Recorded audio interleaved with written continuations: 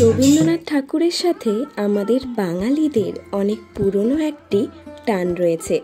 বিশেষ করে কলকাতাবাসীদের কাছে বোলপুর খুব কাছের ও জনপ্রিয় একটি জায়গা।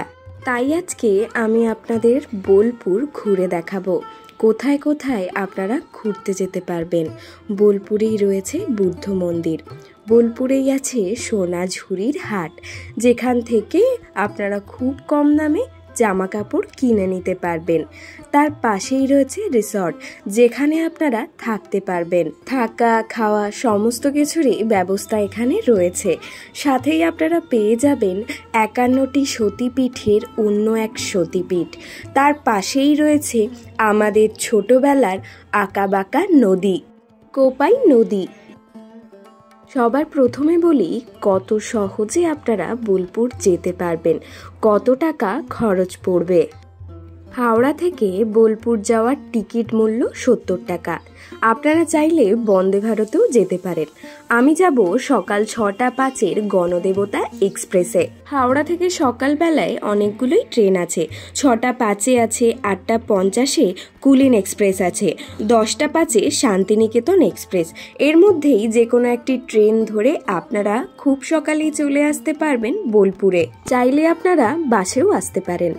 ধর্মতলা থেকে বোলপুর আসার বাস আছে। স্টেশন থেকে নেমেই একদম বাইরেই অনেক টোটো দাঁড়িয়ে আছে। আপনারা সেখান থেকে যে কোনো টোটো বুক করে নিতে পারেন। তবে টোটো বুক করার আগে আপনারা একবার দাম দর করে নেবেন, অথবা আপনারা যদি আগে থেকেই হোটেল বুক করে রাখেন তাহলে ওনারাই চলে আসবেন এখান থেকে আপনাদের হোটেলে নিয়ে যাওয়ার জন্য। আজকাল আর অনেক দিনের ছুটি নিয়ে ঘুরতে যাওয়া সম্ভব হয় না, তাই সবাই চায় একদিনের মধ্যে কোথাও থেকে খুব সহজে ঘুরে আসা যায়। সেই জন্যেই আজকে আমি নিয়ে যাব আপনাদের শান্তিনিকেতন। একদিনের মধ্যে কিভাবে ঘুরে আসবেন আজকের এই ভিডিওটির মাধ্যমে জানতে পারবেন। তাহলে চলুন ভিডিওটি শুরু করা যাক। টোটোয় আস্তে আস্তে দেখতে পাবেন আশ্রম, শান্তিনিকেতন আশ্রম। যেহেতু কিছুদিন আগেই কোভিড গেছে, সেই জন্য কোভিডের কারণে ভেতরে আর কাউকে প্রবেশ করতে দেওয়া হয় না। আশ্রম চত্বরের ভেতরেই দেখতে পাবেন একটি স্কুল, যেখানে বাচ্চাদের পড়াশোনা হয়। এই জায়গাটিতেও টোটো নিয়ে দাঁড়ানো যায় না। আমরা ছোটবেলায় পড়েছি 3 পাহাড়ি বটগাছ। এই সেই রবীন্দ্রনাথ ঠাকুরের 3 পাহাড়ি বটগাছ। এই বটগাছের ছবিটি সহজপাঠ বইয়ের একদম সামনের পাতাতেই দেখতে পাবেন। এটি হলো হোস্টেল চত্বর। এখানেই যারা বাইরে থেকে আসেন তারা এখানেই থাকেন পড়াশোনার জন্য।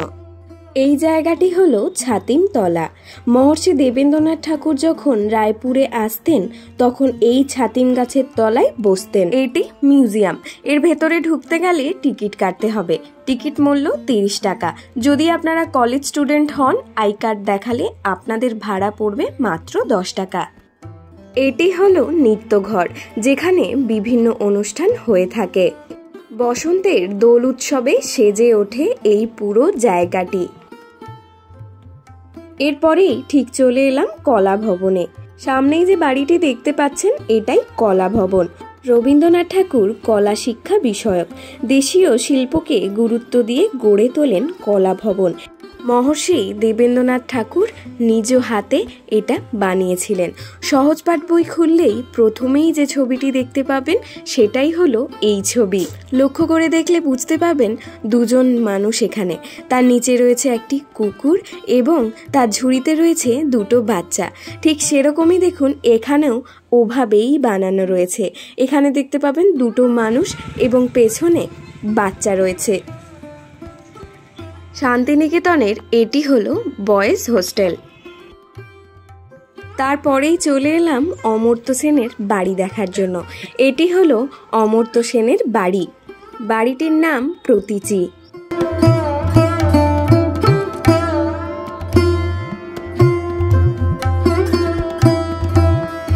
এরপরেই চলে যাব ডিয়ার পার্ক দেখার জন্য। এই যে রাস্তাটি দেখতে পাচ্ছেন, এই রাস্তাটি ধরে সোজা আমরা হেঁটে যাব। এই যে দেখুন রাস্তায় চিহ্ন দেওয়া রয়েছে, এই রাস্তাটির চিহ্ন দেখেও আপনারা হেঁটে এগিয়ে যেতে পারেন, কারণ টোটো এই রাস্তার ভেতরে কিন্তু আসবে না। হাঁটতে হাঁটতে চলে এসেছি ডিয়ার পার্কে। আপনারা যদি ভেতরে ঢুকতে চান তার জন্য কিন্তু টিকিট মূল্য পড়বে 100 টাকা। আপনারা যদি হোটেল খোঁজেন তাহলে এখানেও পরপর অনেকগুলো হোটেল রয়েছে। এরপরেই চলে এলাম সৃজনী শিল্পগ্রাম ঘুরে দেখার জন্য।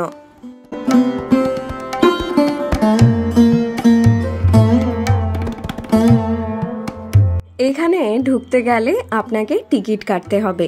টিকিট মূল্য বড়দের 20 টাকা, ছোটদের 10 টাকা। যদি আপনারা কলেজ স্টুডেন্ট হয়ে থাকেন তাহলে কলেজের আই কার্ড দেখালে আপনাদের টিকিট মূল্য পড়বে 10 টাকা। আস্তে আস্তে আমরা সৃজনী শিল্পগ্রামের একদম ভেতরে যাব। তবে যাওয়ার আগেই প্রথমেই আপনারা দেখতে পাবেন খুব সুন্দরভাবে বাঁশ দিয়ে তার ওপরে গ্রামের কালচারকে তুলে ধরা হয়েছে। পুরো রাস্তাটি দেখুন কতটা সুন্দর। সৃজনী শিল্পগ্রাম শান্তিনিকেতন ভ্রমণের নতুন এক অভিজ্ঞতা অর্জন করতে পারবেন এখানে এলে। এই জায়গাটিতে লোক উৎসব পালিত হয়। এটাই হলো পুরো শিল্পগ্রাম। দেখুন কতটা সুন্দর এই জায়গাটি।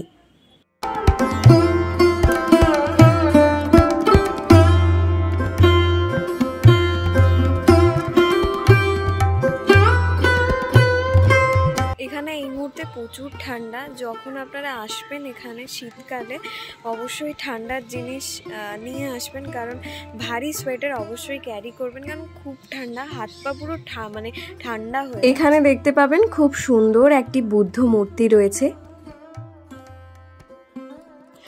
এখানে খুব সুন্দর গাছগুলোকে কেটে তার মধ্যে খুব সুন্দর করে ডিজাইন করা হয়েছে।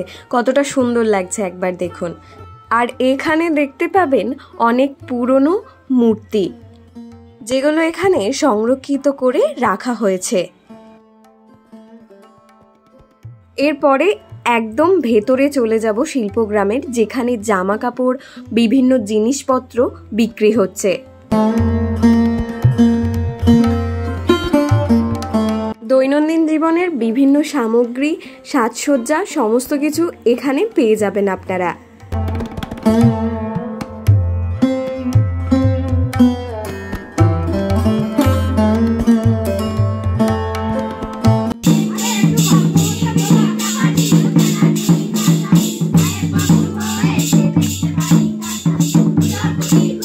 এই শিল্পগ্রামের ভেতরেই একটি ছোট গ্রাম রয়েছে, যেখানে বিভিন্ন রাজ্যের কালচারকে তুলে ধরা হয়েছে।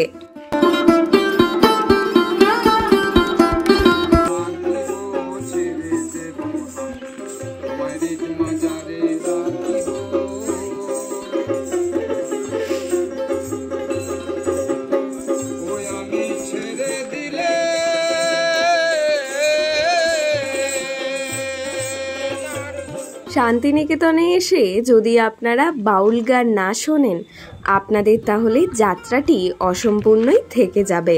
এরপরে এখান থেকে বেরিয়ে আমরা রওনা দেব অন্য আরেকটি জায়গার উদ্দেশ্যে।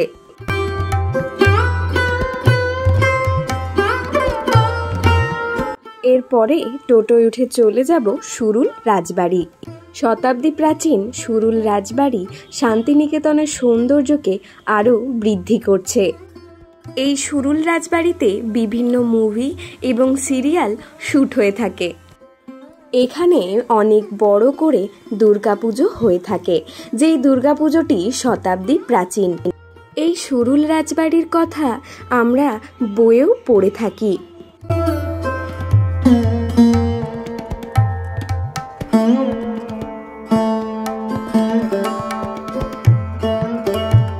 আমি আপনাদের একবার দালান চত্বরটিও ঘুরে দেখাবো। ভেতরে দেখতে পাবেন মায়ের মূর্তি রাখা রয়েছে। এই যে দেখুন মায়ের মেড়। পাশেই মায়ের বেদি রয়েছে। দেখতে পাবেন এখানেও অনেক বড় করে মায়ের দুর্গাপুজো হয়। মায়ের মেড় কিন্তু সামনেই রাখা হয়েছে। আর এটি হলো সুরুল রাজবাড়ির একদম পাশেই সুরুল রাজবাড়ির টেরাকোটার মন্দির। পুরো মন্দির চত্বরটি টেরাকোটার কাজ।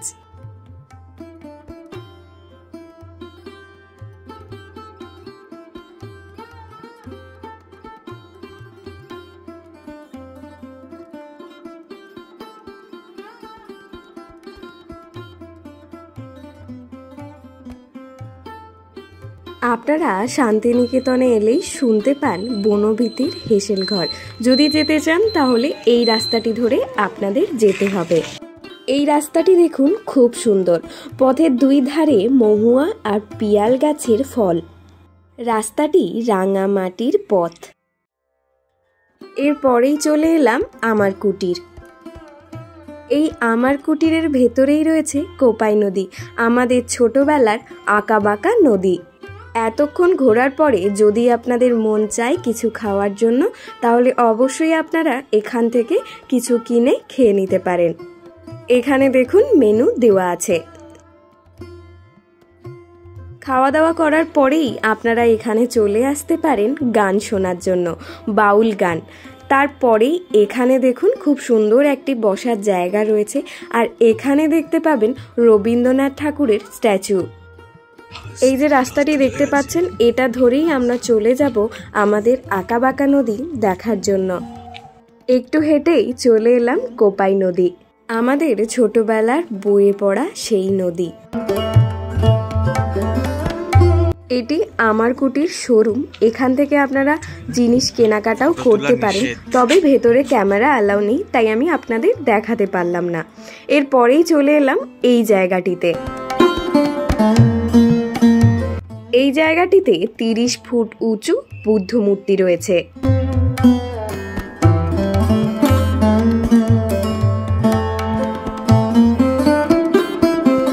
এরপরেই চলে এলাম প্রকৃতি ভবন মিউজিয়ামে। এখানে ঢুকতে গেলে আপনাদের টিকিট কাটতে হবে। এই মিউজিয়ামটি প্রত্যেক দিন খোলা থাকে সকাল 9টা থেকে বিকেল 5টা পর্যন্ত। এখানে দেখতে পাবেন বিভিন্ন পাথরকে সংগ্রহ করে রাখা হয়েছে এবং সেগুলো কি সেটাও কিন্তু এখানে লেখা রয়েছে। এখানে প্রবেশ করতে গেলে টিকিট মূল্য পড়বে 20 টাকা।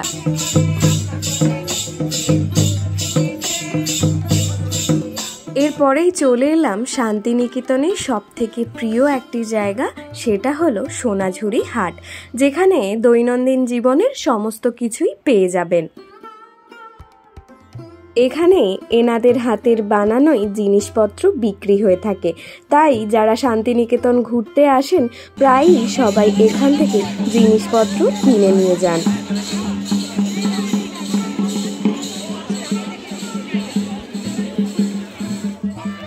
আর এটাই হলো পুরো সোনাঝুরি হাট।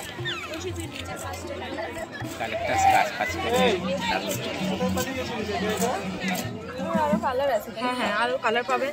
এখানে যে কালারগুলো আছে, হ্যাঁ এখানে কালার আছে, আরো কালার আছে। কুর্তিগুলো কয়েকটা দেখেন, এই যে দেখেন মেয়েদের কুর্তি এখানে দেখতে পারেন। এটা দেখেন দিদি ভাই, এটা দেখেন, এগুলো দাম আছে 220। এগুলো 220 তাও কটন কাপড়। কালার আছে প্রচুর, 450 আছে, নিলে ডিসকাউন্ট করব। এখানে বিভিন্ন কালার আছে, প্রচুর কালার আছে। এটা গোটাটাই হবে, সব কালারই হবে। 400। এইটা কি বালিশের বার্ড আছে? হ্যাঁ, কিং সাইজ। খুব জমজমাট এই হাট। কুটির শিল্প, হস্তশিল্প, এই মেলায় স্থানীয় মানুষের বানানো শাড়ি, গহনা, ব্যাগ, বিভিন্ন জিনিসপত্র পাওয়া যায়। এছাড়া সোনাঝুরির নির্দিষ্ট সৌন্দর্যের সঙ্গে বাউল গানের পসরা আপনাকে নিয়ে যাবে অন্য মহিমায়। এটি একটি রিসর্ট, আপনারা চাইলে সোনাঝুরি হাটে এসে এই রিসর্টেও থাকতে পারেন। চাইলে আপনারা এখানে খাওয়া দাওয়াও করে নিতে পারেন।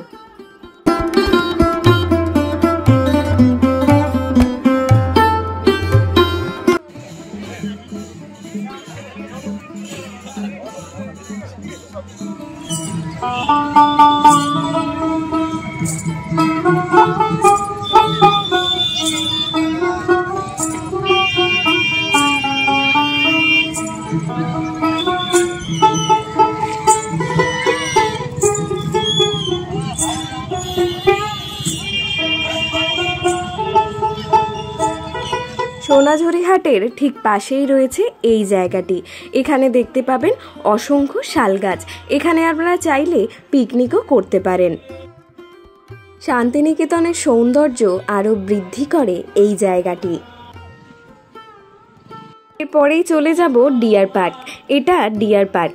এখান থেকে আপনাদেরকে টিকিট কেটে নিতে হবে। টিকিট মূল্য পড়বে 100 টাকা।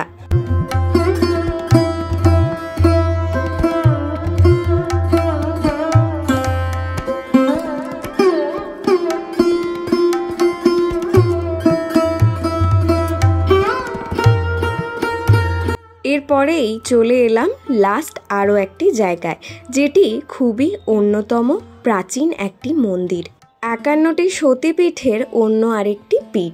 এখানে পুজো দিতে গেলেই আগে রাস্তার ওপরেই অনেক দোকান পেয়ে যাবেন, যেখান থেকে আপনারা পুজোর ডালি কিনে মাকে পুজো দিতে পারবেন। আর এটা গাড়ি পার্কিংয়ের জায়গা, এখানে আপনারা গাড়ি পার্কিং করতে পারবেন। কঙ্কালীতলার মা খুবই জাগ্রত, তাই যারাই শান্তিনিকেতন আসেন তারা অবশ্যই মায়ের দর্শন করেই যান। শোনা যায় এখানে সতী মায়ের কোমরের অংশ পড়েছিল, সেই অনুসারে এই জায়গাটির নাম কঙ্কালীতলা। এখানে মায়ের কোনো মূর্তি নেই, মায়ের ছবি রয়েছে, যেখানে প্রত্যেক দিন মাকে পুজো করা হয়। কৌশিকী অমাবস্যায় অন্যদিকে যেমন তারাপীঠে বিশাল হোমযজ্ঞ সহ মায়ের পুজো হয়, ঠিক সেরকমই এই মন্দিরেও বিশেষ পুজো অর্চনার ব্যবস্থা হয়ে থাকে। এখানের প্রধান আকর্ষণ হলো কুণ্ড। এখানে নিমজ্জিত আছে মায়ের কাঁখাল এবং এই কুণ্ডেই ঈশান কোণে নিমজ্জিত অবস্থায় রয়েছে বলে মনে করেন।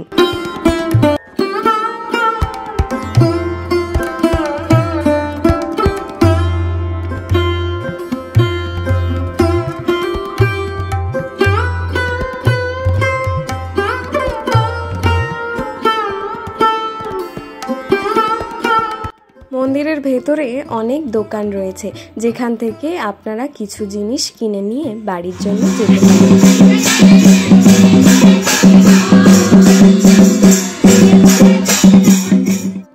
কঙ্কালীতলা মায়ের ঠিক পাশেই রয়েছে কোপাই নদী, যেখানে মায়ের গঙ্গা আরতি হয়ে থাকে, ঠিক পাশেই রয়েছে সেই নদীটি।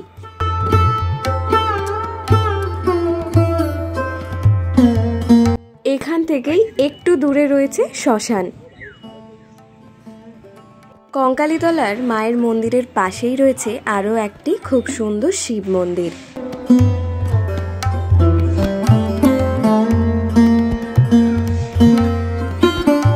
শান্তিনিকেতন একদিনের মধ্যে কিভাবে ঘুরবেন, কোথায় ঘুরবেন, আমি আপনাদের সমস্ত জায়গাগুলি ডিটেলসে ঘুরে দেখালাম। আপনাদের কেমন লাগলো ভিডিওটি অবশ্যই আমাকে কমেন্ট করে জানাবেন। যদি ভিডিওতে কোনো কিছু ভালো লেগে থাকে তাহলে ভিডিওটি অবশ্যই শেয়ার করে দেবেন। দেখা হচ্ছে নতুন আরেকটি জায়গায়। টাটা।